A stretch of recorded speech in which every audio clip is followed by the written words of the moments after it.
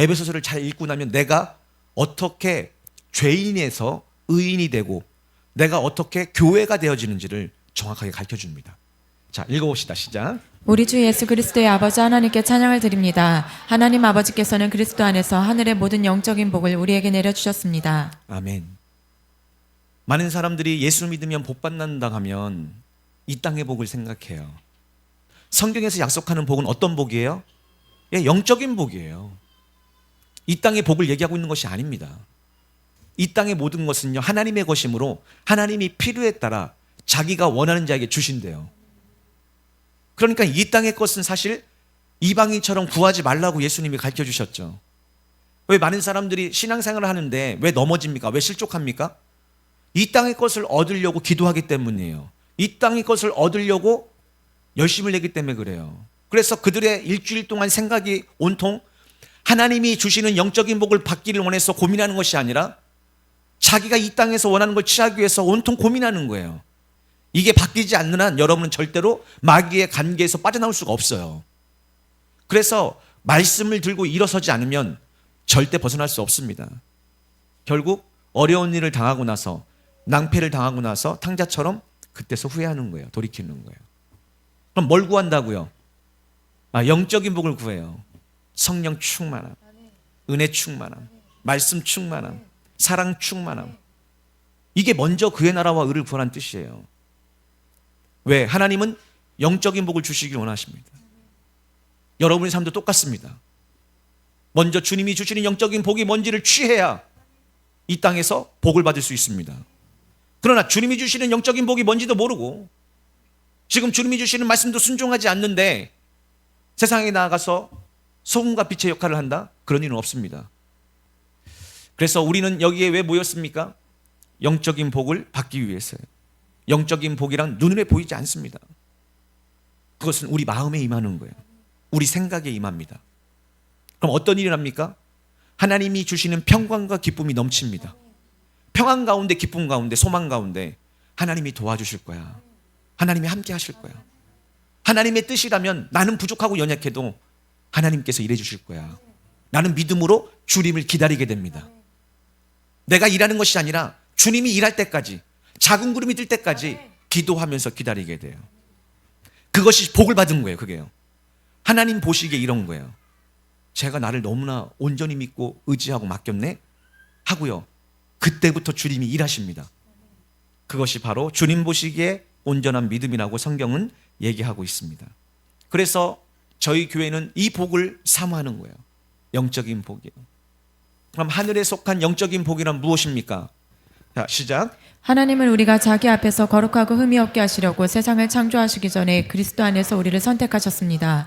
그리고 우리를 사랑하셨기 때문에 하나님은 예수 그리스도를 통하여 그분의 기뻐하시는 뜻을 따라 우리를 자기 자녀로 예정하셨습니다. 아멘. 이것이 영적인 복, 신령한 복이에요. 하나님은 우리를 거룩하고 흠없게 하시려고 예수 그리스도 안에서 우리를 택하셨습니다. 그리고 우리를 사랑하셨기 때문에 예수 그리스도를 통해서 우리를 자녀 삼아 주셨어요. 그래서 우리 모든 성도는 첫 번째 하나님의 은혜를 받아 이 놀라운 복을 받기를 원해야 됩니다. 왜 많은 사람들이 교회는 다니지만 이러한 복을 받지 못합니까? 구해본 적이 없어요.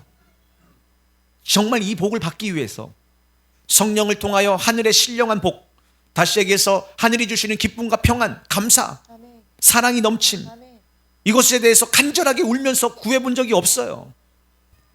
하나님께서 우리를 택하시고 우리에게 은혜 주시기를 기뻐하십니다. 그리고요, 우리를 자녀 삼기를 원하셨어요. 왜 그렇게 하셨다고요? 이것은 우리가 그분이 사랑하시는 아들 안에서 우리에게 거저주신 은혜와 영광을 찬양하게 하려는 것입니다. 뭐를요? 거저주시는 은혜와 영광을 찬양하기 위해서. 다시 얘기해서 우리의 수고가 아니라 하나님이 거저주시는 은혜로 말미암아 하나님께 영광을 돌리고 찬양을 돌리는 거예요. 그렇습니다. 언제 하나님 것이 나타납니까? 내가 내일이 끝날 때예요. 예.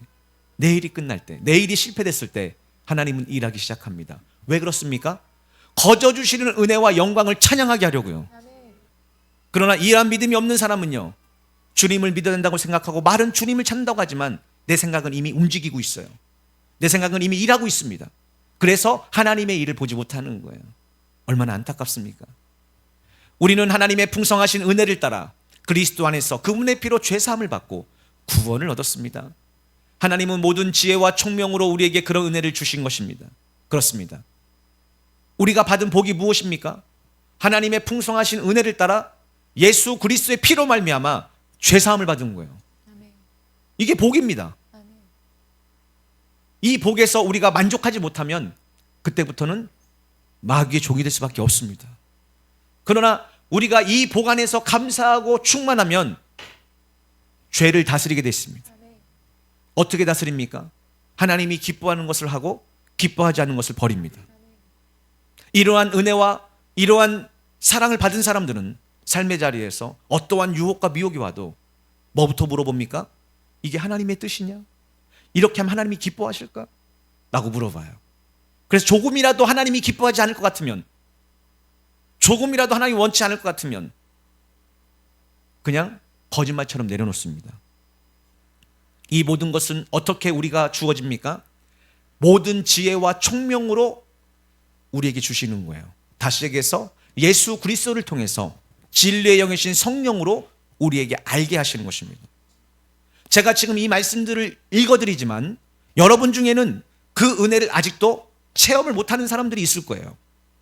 왜? 성령께서 감동을 주시지 않기 때문이에요. 그럼에도 불구하고 왜 설교를 합니까? 여러분 중에 혹시 오늘 이 말씀을 듣다가 하나님의 은혜를 체험하는 자가 있게 될 것입니다. 왜? 그것은 성령이 주시는 선물이에요. 여러분이 노력한다고, 여러분이 집중한다고 되는 것이 아닙니다. 그래서 설교자는 끝없이 반복해서 하나님의 은혜를 설교하고 그 사랑을 설교합니다. 왜? 언제 어느 때 성령께서 감동을 주셔서 여러분에게 깨달을 수 있는 지혜를 주실지 아무도 모르기 때문에 그렇습니다. 자, 그러면서 이렇게 말씀하시죠. 시작. 그리고 하나님은 자기가 기뻐하신 뜻대로 그리스도 안에서 미리 계획하신 비밀을 우리에게 알려주셨는데 그것은 때가 되면 하늘과 땅에 있는 모든 것이 그리스도 안에서 하나가 되도록 하는 것입니다. 아멘. 하나님의 기뻐하는 뜻이 무엇입니까? 그리스도 안에서 이 비밀을 우리에게 알려주시는 거예요. 그래서 우리의 노력으로 구원받는 것이 아니라 하나님의 선물로 구원받는 거예요. 왜? 하나님이 이 비밀을 알려주셔야 되는 거예요. 뭐를 통해서요? 네, 성령을 통해서요. 그러니까 성령이 내 안에 오셔서 내 주인이 돼야 이것을 깨달아집니다. 이것이 알아집니다. 이것이 보입니다. 이것이 들립니다. 이것이 마음에 믿어집니다. 그리고요, 그 은혜에 합당한 삶을 살아 날마다 그분의 말씀을 듣고 순종하는 삶을 살게 됩니다. 예, 그게 바로 주님이 우리에게 비밀을 알려주셨다는 뜻이에요. 그러나 이것이 없다면요, 지금이라도 그것을 구하셔야 되는 거예요. 하나님, 내게도 그 은혜를 주십시오. 내게도 그 비밀을 알려주십시오. 성령을 통하여 볼 수 있는 눈과 듣는 귀와 깨닫는 마음을 주시옵소서 할 때 주시는 거예요. 자, 그렇게 될 때 하나님께서 이 비밀을 우리에게 알려주실 때 어떤 일을 하느냐? 때가 되면 하늘과 땅에 있는 모든 것이 그리스도 안에서 하나가 됩니다. 이것은 무엇이냐? 그리스도 안에서 복종하게 됩니다. 그리스도 안에서 그리스도가 머리가 되어서 그분께 순종하게 됩니다. 모든 것이요. 모든 것이요. 그것이 바로 하나님이 우리에게 은혜를 주시고 이 은혜를 만세 이전에 계획한 목적입니다. 그리스도 안에서 모든 것을 자기 뜻대로 이루시는 하나님의 계획을 따라 예정대로 우리는 그분의 백성이 되었습니다. 자, 우리가 복을 받았어요. 그 복이 뭡니까? 하나님의 뜻대로 모든 것을 이루시는 그 하나님께서 하나님의 계획을 따라 여러분이 부르심을 받은 거예요. 그게 축복이라니까요. 그런데 지금 이 자리에 앉아 있음에도 불구하고 하나님의 그 놀라운 복을 경험하지 못한다면 아직 그 은혜를 깨닫지 못한 거예요. 그래서 지금 이 편지를 쓰고 있는 것입니다. 바울이요. 자, 다시 얘기합니다.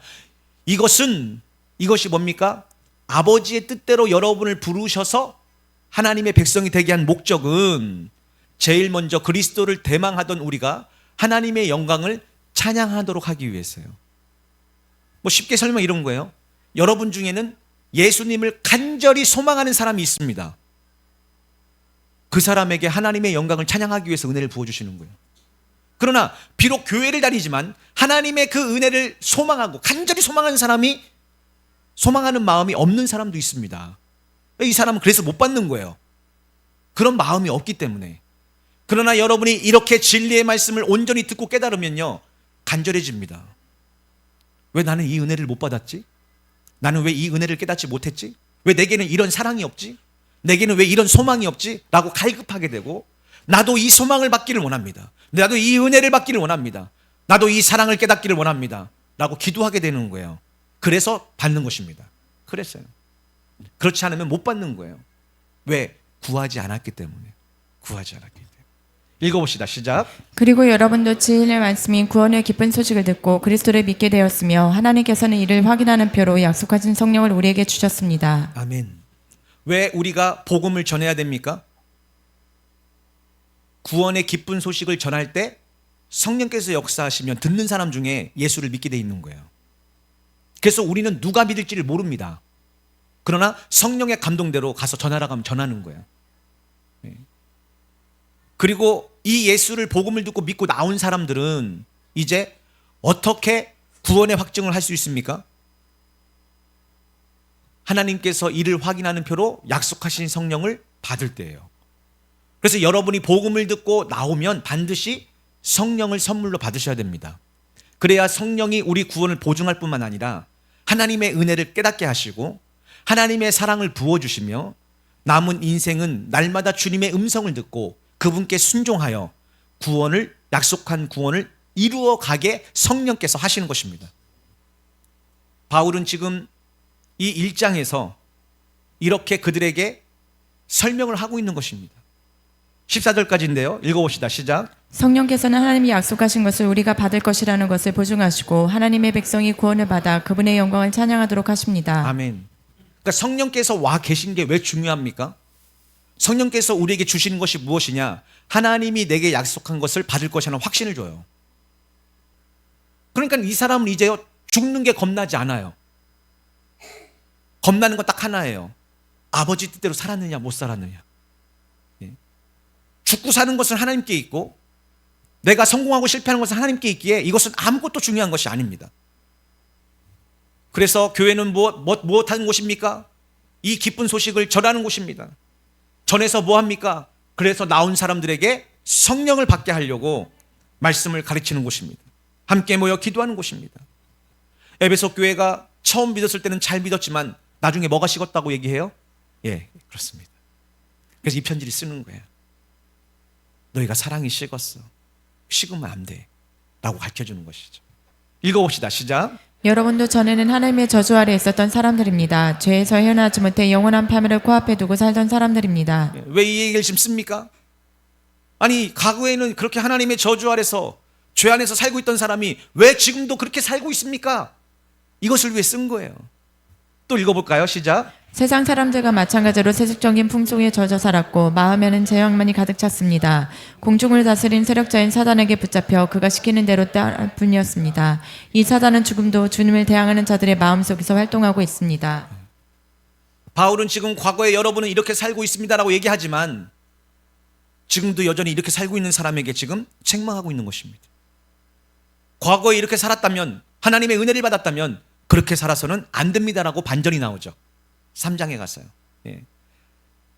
그래서 우리도 기억해야 됩니다. 우리가 예수를 믿기 전에 어떤 사람이었습니까? 우리 마음에 죄만 가득했어요. 그리고 공중권세 잡은 사탄에게 붙잡혀서 그가 시킨 대로 합니다. 그래서 사탄은 지금도 주님께 순종하지 않는 자들 마음속에서 역사하고 있습니다. 활동하고 있어요. 자, 그러면서 또 뭐라고 얘기하느냐? 우리 역시 과거에는 그들과 다를 게 없는 사람들이었습니다. 보십시오. 은근슬쩍 바울은 지금 그들에게 책망을 하고 있는 것입니다. 왜? 과거에는 다를 게 없었는데 지금도 그렇게 사는 사람이 있기 때문에 그렇죠. 우리의 생활은 곧 우리가 품고 있는 악을 나타내는 것입니다. 우리의 욕망, 악한 생각이 이끌어간 대로 우리는 악한 일만 저질렀습니다. 날 때부터 육신이 원하는 대로 행하여 악한 대로만 달려나갔습니다. 다른 사람들과 마찬가지로 하나님의 진노를 면치 못할 처지였습니다. 자, 그러면요, 누가 하나님의 진노에 빠지게 됩니까? 자신의 욕망대로, 자신의 생각대로 이끌려 자신의 뜻대로 산다면 결국 어떤 일을 합니까? 하나님의 진노를 면치 못해요. 이 얘기를 지금 하고 있는 거예요. 하고 있는 거예요. 사실 우리는 태어나면서부터 모두 마귀의 종으로 태어납니다. 그래서 우리의 아비는 원래 누구라고요? 예, 마귀입니다. 마귀예요. 그래서 세상의 모든 사람들은 다 내 생각으로 하는 모든 것들은 다 누구로부터 온 거예요? 여러분의 생각에서 나온 모든 것은 다 악에서 온 것입니다. 왜? 여러분 스스로는 의를, 선을 이룰 수가 없어요. 근데 많은 사람들이 왜 넘어집니까? 내 생각에 보기에는 옳고, 내 생각에 보기엔 똑똑하고, 내 생각에 보기에 많은 사람들이 인정하면 그게 선인 줄 알아요. 그래서 넘어집니다. 겸손은 무엇입니까? 내 생각과 내 마음에서 온 모든 것을 부정하는 것이에요. 여기서부터 시작됩니다. 여기서요. 그래서 겸손하셔야 되는 거예요. 겸손한 사람은요, 내 생각을 버리고 하나님의 말씀을 구하게 됩니다. 그래서 결국 말씀을 찾게 됩니다. 이 말씀을 들고 두드리면요, 열리게 됩니다. 이게 신앙이에요. 다른 방법 없습니다. 이게 좁은 문이요, 좁은 길입니다. 그러면 이제 내 안에 예수 그리스도가 주인되지 않고 내 안에 성령이 없다면 우리가 하는 모든 것은 다 뭐라고요? 죄입니다. 그래서 죄인 거예요. 그래서 하나님 없는 삶은 누구도 구원을 받을 수가 없는 것입니다. 만약에 선한 것이, 착한 것이, 좋은 것이, 옳은 것이 기준이라면 예수 안 믿어도 됩니다. 그럼 뭐가 죄입니까? 예수를 떠나서 내 생각이 옳은 대로, 예수를 따라서 내 지혜대로, 예수를 따라서 내 방법대로 한 것이 죄입니다. 다시 얘기합니다. 선은 내게 없어요. 하나님께로부터 옵니다. 뭘로요? 말씀으로요. 악은요, 내 속에서 옵니다. 근데 겉모양은요, 다 똑같이 좋은 것입니다. 옳아 보입니다. 좋아 보입니다. 그 속은요, 마귀로부터 온 것과 성령으로부터 온 것입니다. 이게 다른 거예요. 그래서 우리의 기준은 옳고 그른 것이 아닙니다. 하나님의 뜻과 하나님의 뜻이 아닌 것, 말씀과 말씀을 대적하는 것, 이렇게 하실 때 하나님은 이런 우리에게 무엇을 주시느냐? 자, 읽어봅시다. 시작. 그러나 더없이 자비로운 하나님께서는 크나큰 사랑을 베풀어 죄 때문에 죽었던 우리를 그리스도를 죽은 자 가운데서 다시 살리신 것처럼 다시 살려주셨습니다. 오로지 하나님의 넘치는 은총으로 우리가 구원을 받은 것입니다. 아멘. 모든 인간은 자기 지혜에 오른 대로, 자기 생각에 오른 대로 살아갑니다. 그런데 그것이 잘 되고 성공하면 그것이 마치 하나님의 뜻인 양 자랑하고 좋아합니다. 그것이 바로 예수를 믿지 않는 사람들의 결론이에요. 그러나 예수 믿는 사람들은 내가 하는 일이 잘 되고 못 되고 거기에 연연하지 않습니다. 왜? 나는 하나님의 말씀에 순종한 것뿐이에요. 그리고요, 마지막 날에는요, 하나님이 나를 구원하실 것입니다. 왜? 의롭다고 인정하시고요. 왜 의롭다고 인정하십니까? 말씀을 듣고 순종했기 때문이에요. 그러나 아무리 내가 이 땅에서 좋은 일을 많이 하고 자선 사업을 많이 하고 어떤 여러 가지 좋은 조직을 만들어서 어려운 사람, 좋은 사람을 다 돕고 섬기고 하면서 내가 보람도 느끼고 많은 사람을 위로하고 살렸어요. 근데 이 사람이 지옥 갈 가능성이 많습니다. 왜 그럴까요? 그것은 하나님이 하신 것이 아니기 때문이에요. 내가 한 것이기 때문에 그렇습니다. 이렇게 구분하셔야 되는 거예요. 우리의 삶을요. 그래야 마귀에게 속지 않습니다. 그러나 안타깝게도 많은 사람들은 그렇게 결정하는 것이 아니라 내가 잘할 수 있느냐 없느냐, 내가 하고 싶은 것이냐 하고 싶지 않은 것이냐, 내가 이걸 통해서 유익이 있느냐 없느냐, 이런 기준으로 생각하기 때문에 이미 마귀에게 사로잡혀서 멸망의 길로 달려가고 있는 것입니다. 모든 인간은 그래서 예수님이 필요합니다. 모든 인간은 성령이 주시는 예수 그리스도의 마음이 필요합니다. 그래야 모든 것을 결정할 때 내 마음대로 결정하는 것이 아니라 예수 그리스도의 마음으로 결정할 수 있기 때문에 그렇습니다. 그리고 그리스도를 그렇게 하셨듯이 우리를 무덤 속에서 일으켜 영광 가운데로 인도하셨고 그리스도와 한 자리에 앉게 하셨습니다. 이 모두가 그리스도 예수께서 이루신 일에서 비롯된 것입니다. 그래서 그때부터는 우리가 예수 그리스도와 바로 그 옆에 한 자리에 앉는 일이 일어나요. 예수를 믿게 되면. 다시 한번 읽어볼까요? 시작. 하나님께서 그리스도 예수를 통해서 이루신 이 모든 일은 우리에게 하나님의 은혜가 얼마나 풍성한가를 깨닫게 하셨습니다. 앞으로 오는 모든 세대에게 알리려고 그리스도 예수를 통해서 우리에게 이처럼 은총을 베푸신 것입니다. 아멘. 여기까지 읽은 모든 것들을 통해서 이제 우리는 하나님께서 그리스도 예수를 통해서 이루신 모든 일을 우리에게 하나님의 은혜가 얼마나 풍성한가를 깨닫게 하셨습니다. 이게 은혜를 깨닫는 거예요. 여기까지가요.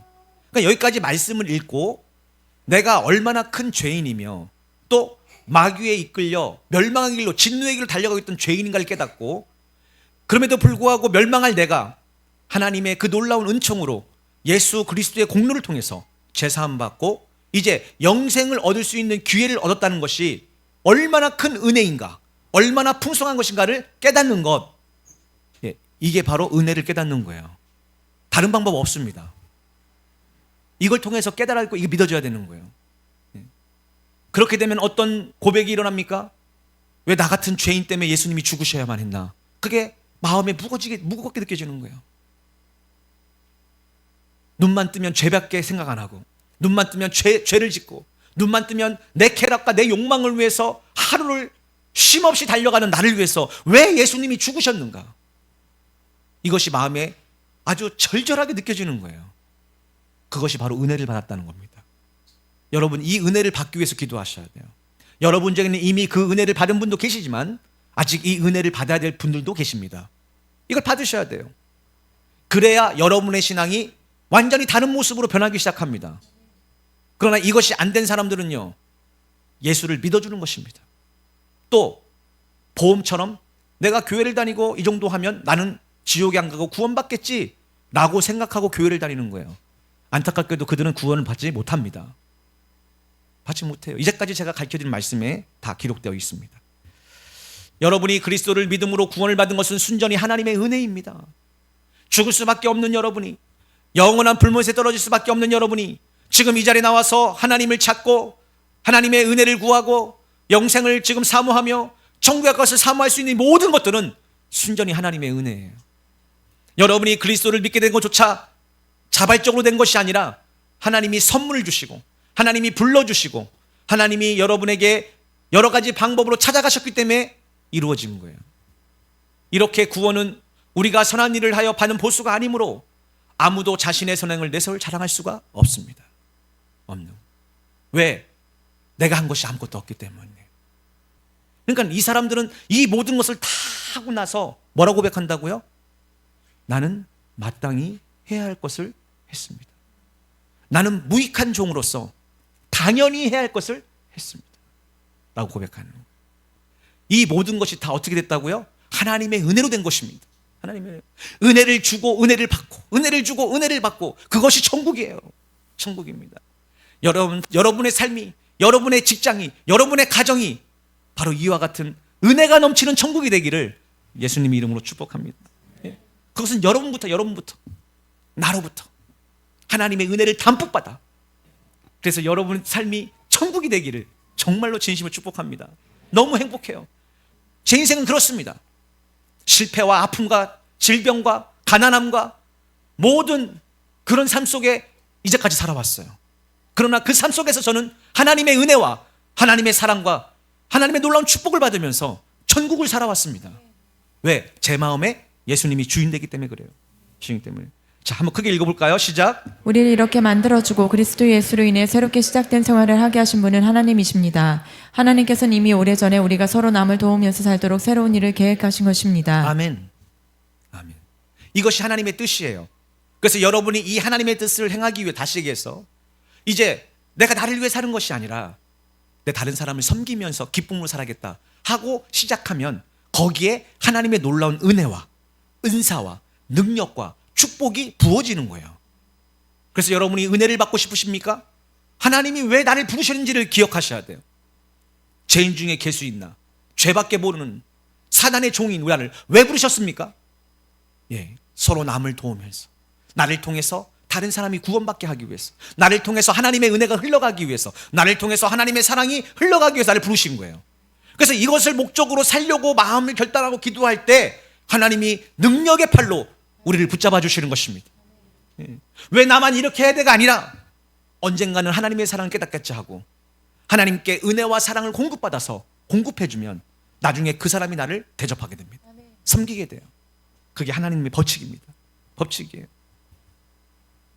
이것이 바로 하나님의 은혜를 향한, 하나님의 영광을 위한 부르심이요, 하나님의 은혜요, 은총이요, 여러분이 지금 이 자리에 나온 이유입니다. 죄인된 우리가 어떻게 예수를 믿게 되었습니까? 하나님의 은혜예요. 이것을 깨달을 때 우리의 인생은 완전하게 변합니다. 하나님의 뜻대로 살기 위해서 기도하기 시작하죠. 그래서 바울은 이렇게 복음을 전해놓고 기도합니다. 그 기도문을 오늘 마지막으로 읽어드리고 이 예배를 마치겠습니다. 이런 까닭에 나는 여러분이 주 예수를 충실히 믿을 뿐만 아니라 모든 그리스도인을 사랑하고 있다는 말씀을 듣고 하나님께 한없는 감사를 드려왔습니다. 이렇게 축복하죠. 그러면서도 뭐라고 고백하느냐?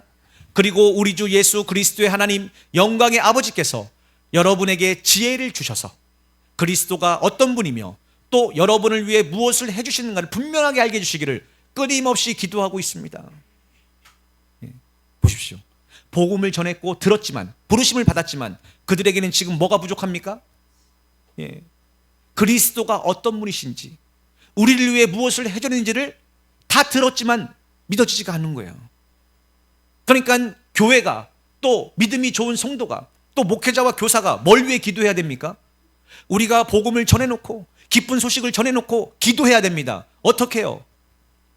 이 복음을 들은 모든 사람들이 영광의 아버지께서 그들에게 지혜를 주셔서 그리스도가 어떤 분이며 여러분을 위해 무엇을 해주는가를 분명히 알게 해주시기를 끊임없이 기도해야 되는 것입니다. 왜 우리 교회가 모여서 예배를 드립니까? 말씀을 드립니까? 사람들이 교회는 다니지만 아주 오랜 시간 예수를 믿었지만 뭘 몰라요? 예수님이 어떤 분이신지를 모릅니다. 또 뭘 모릅니까? 예수님께서 우리를 위해 무엇을 해준지를 믿지를 못해요. 마음에 없습니다. 그래서 사랑이 없는 거예요. 그래서 다른 사람을 섬기고 용서하지 못하는 것입니다. 왜? 이것을 모르기 때문이에요. 그래서 교회는 항상 모여서 끊임없이 기도해야 됩니다. 성령을 통해서 지혜를 주셔서 교회 나오는 모든 성도들이 그리스도가 어떤 분이고 그분께서 하신 일이 무엇인지를 알게 해달라고 끊임없이 기도해야 되는 저희가 될 줄 믿습니다. 또 뭐라고 얘기합니까? 나는 또 하나님께서 여러분의 마음의 눈을 밝히시기를 바랍니다. 왜? 지금 그들은 어떤 상태입니까? 어두운 상태예요. 다친 상태입니다. 그래서 여전히 예수를 믿지만 죄의 종으로 살아가고 있는 거예요. 그래서 그들을 위해 기도합니다. 여러분의 마음이 눈을 밝히시기를 원합니다. 우리가 기도해야 됩니다. 그래서 하나님께서 여러분을 불러 장차 나누어 주시려는 것이 무엇인지를 알게 되기를 기도합니다. 이게 우리의 소망이죠. 그러니까 우리가 기도할 때, 또 저도 여러분에게 말씀을 증거하고 기도할 때 뭘 기도한다고요? 여러분의 마음이 눈을 밝히 열어주셔서 여러분이 이 땅을 바라보고 이 땅에 소망을 두고 살아가는 것이 아니라 하나님께서 우리를 불러주셔서 장차 무엇을 주시려는지, 우리가 얻어야 할 것이 무엇인지를 알게 되기를 기도하는 것이죠. 이게 눈이 열려야 보이는 것입니다. 그래서 이 천국이 보이는 사람은요, 이 땅의 것을 연연하지 않습니다. 그리고 우리를 그리스도의 것으로 하나님께 드렸기 때문에 하나님께서 우리의 삶을 풍부하게 해주셨다는 것을 알고, 보십시오. 자, 하나님께서 우리에게 풍성한 삶을 살게 해주십니다. 누구에게요? 우리의 삶을 하나님께 드린 사람에게요. 하나님이 지키시고 하나님이 보호하시고 하나님이 인도하셔서 결국 마침내 풍성한 삶으로 인도해 주실 줄 믿습니다. 드리셔야 돼요. 맡기셔야 돼요. 여러분의 길을, 여러분의 삶을, 여러분의 결정을 하나님께 맡기셔야 돼요. 그럼 하나님이 이루시고 하나님이 결정하시고 하나님이 인도하실 줄 믿습니다. 그게 신앙입니다. 이걸 위해서 기도해야 되는 거예요. 기도요. 왜? 말씀은 이미 전해졌습니다. 저는 날마다 여러분에게 필요한 말씀을 증거하고 있습니다.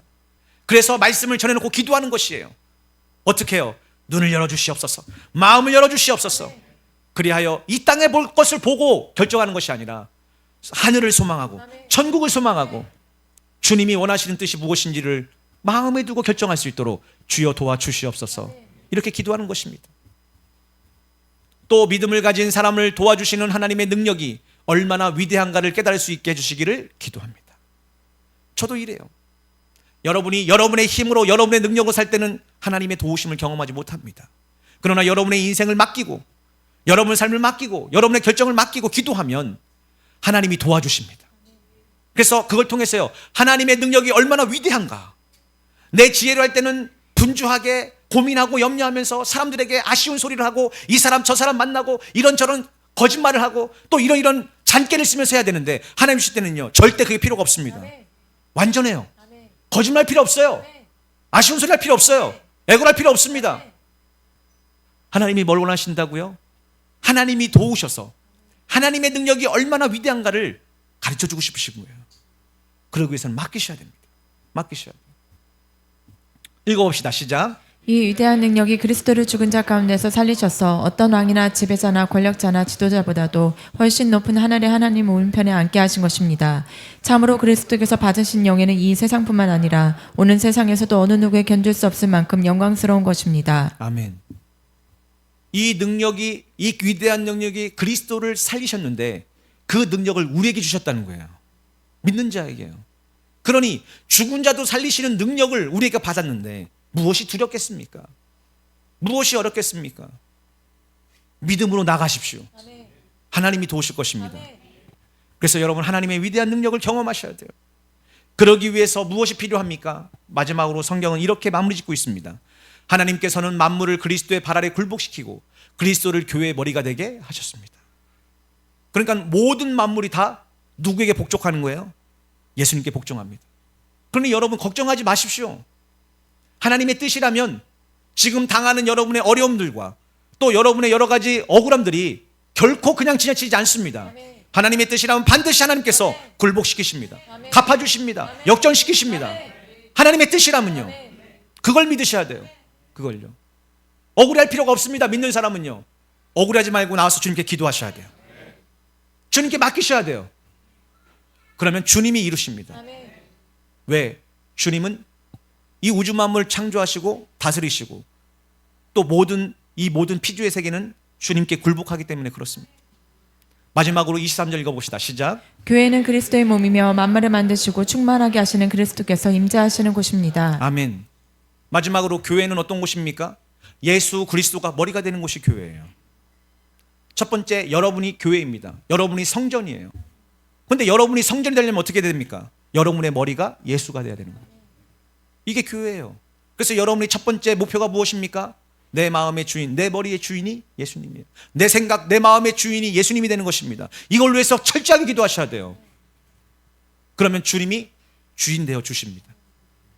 그리고요, 그런 여러분들이 모여서 이제 한 공동체, 한 지체를 이루는 것이 교회입니다. 사실 교회는요, 공동체라는 뜻이에요.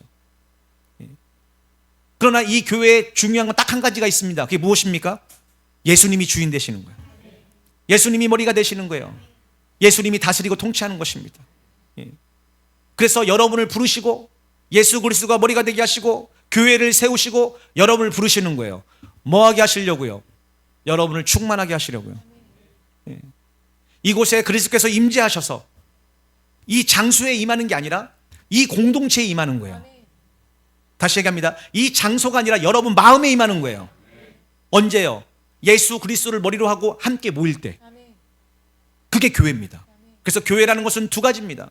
첫 번째, 우리의 모든 결정의 머리가 되시고, 두 번째, 그분이 그 머리가 되셔서 우리를 사랑으로 하나가 되어 이곳에 임재할 때 그것이 진짜 교회가 되는 거예요.